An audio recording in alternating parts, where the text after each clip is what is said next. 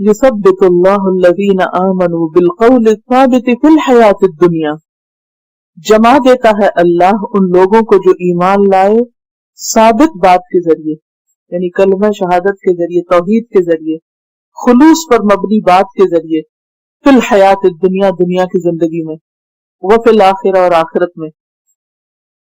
मोमिन अपनी इखलास वाली बात, सच्ची नीयत और सच्चे जज्बे की वजह से दुनिया में भी कदम जमा लेता है, उसके कदम जम जाते हैं। बाज़ आप देखते हैं कि एक छोटी सी एफर्ट होती है, बजाय उसका कोई नाम नहीं होता, और लोग देखते हैं और ऐसे मुंह फेर के चले जाते हैं, ये क्या कर रहा है, कुछ नहीं कर रहा, कोई खास बात नहीं।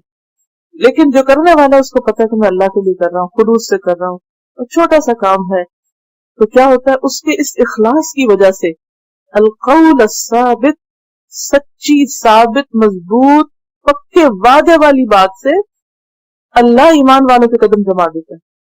क्योंकि ये जो कमिटमेंट है ना, उसकी बात हो रही है यहाँ, अलकौल साबित, जो कहा करके दिखाया। अच्छा, आमतौर पर हमारे कहने को बहुत लोग कह देते हैं, लेकिन जब करने की बारी आती है फिर कदम नहीं जमते, फिर हमें बहाने याद आते, अच्छा मेरा तो ये भी काम है, मुझे तो वो भी करना है, वो भी करना है। और अगर इंसान कभी कंपेयर करे, वाकई जिस चीज की तरफ वो जा रहा है वो वर्थ है कि जिसको वो बड़ी अहमियत दे रहा है, और जिस चीज को छोड़ रहा है, क्यों छोड़ रहा है? क्योंकि इसमें कोई शोहरत नहीं, नाम नहीं, कोई वक्ती फायदा नहीं, इसलिए दिलचस्पी कोई नहीं उस काम से। ये सब बितुल्लाहुल्लज़ीना आमनू, ईमान जो होता है ना, वो दिल के अंदर रासिख होता है, वो कमिटमेंट होती है, वो गिरा होती है, वो अक्द होता है, वो अहद होता है कि नहीं मुझे करना है, मैंने कह दिया है, अल्लाह का नाम लेके एक बात कर दी है, मुझे इसको निभाना है, मुश्किल है कि आसानी। सहाबा ने कैसे कैसे तकलीफें उठाई थी, कैसे कैसे कुर्बानियां दी थी, लेकिन जो कहा वो करके दिखा। रिजालुन सदकू मा अहदुल्लाह अलैहि, वो लोग जिन्होंने अल्लाह से किए हुए वादे को करके दिखाया, सच कर दिखाया। वफिल आखिरा, और आखिरत में भी उनके कदम जमा देता है। आखिरत से मुराद सबसे पहला मरहला आखिरत का कब्र है। कब्र में जब मुनकर नकीर सवाल करते हैं तो उस वक्त भी वो बड़े इत्मीनान से जवाब देते हैं।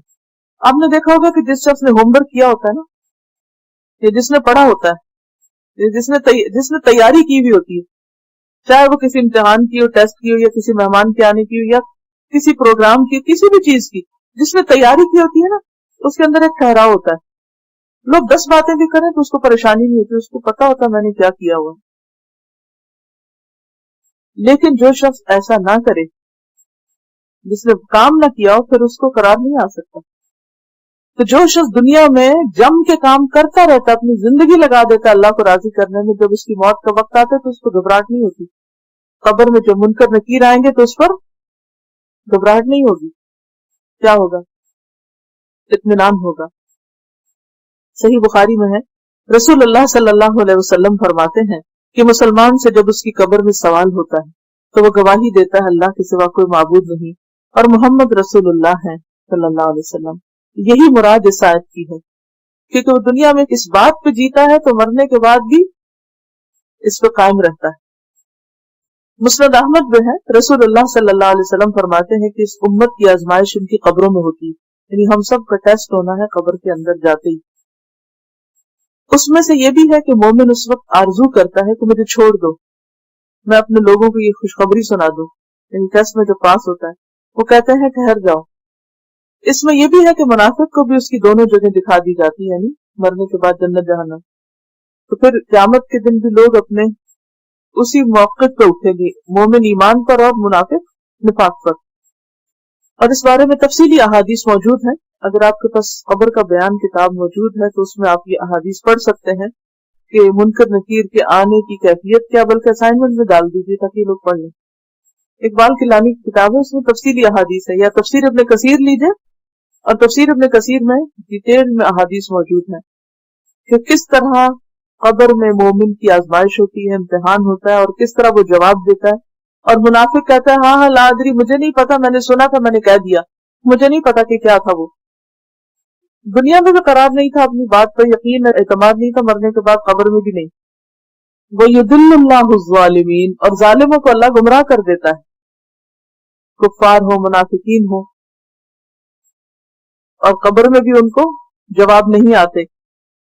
فرشتے جب ان کو جواب نہیں آتے تو وہ فرشتے ان کو کہتے ہیں لا دریتا ولا تلیتا, نہ تو نے جانا نہ تو نے پڑھا.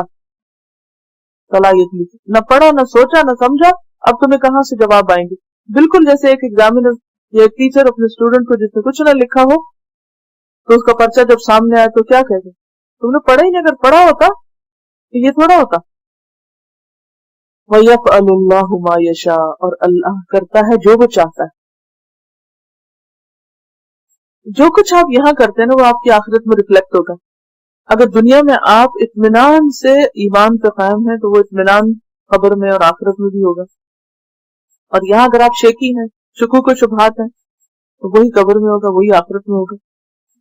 دیکھیں دنیا میں بعض اوقات ایسا ہوتا ہے نا, جب کوئی شخص اچھا کام کر رہا ہوتا ہے نا تو لوگ اس کو بہکاتے ہیں, کہتے ہیں یہ تمہیں یوز کر رہے ہیں, یا کہتے ہیں کہ میں ہی کیوں کروں, میں ہی ہر وقت دوسروں کے کام آؤں, دوسرے بھی تو آئے کبھی. اور یہ چیز اس کو پیچھے کر دیتی. نہیں, اس کو پتا ہے جس کے لیے میں کر رہا ہوں وہ ایک چیز کا ریوارڈ دینے والا ہے, وہ سب سے بڑھ کر قدردان ہے, تو پھر انسان پیچھے نہیں ہوتا. پھر انسان کو کام کر کے پریشانی نہیں ہوتی. ہمارے لیے بہترین زندگی جو ہے نا وہ نبی صلی اللہ علیہ وسلم کی زندگی اور نمونہ. نبی صلی اللہ علیہ وسلم اور صحابہ نے کیا صرف ایک ہی طرح کا کام کیا تھا, یا ان کا کوئی خاص ٹائٹل بن گیا تھا اور بس وہ وہی کرتے تھے؟ جو کام سامنے آتا سب کر رہے ہوتے.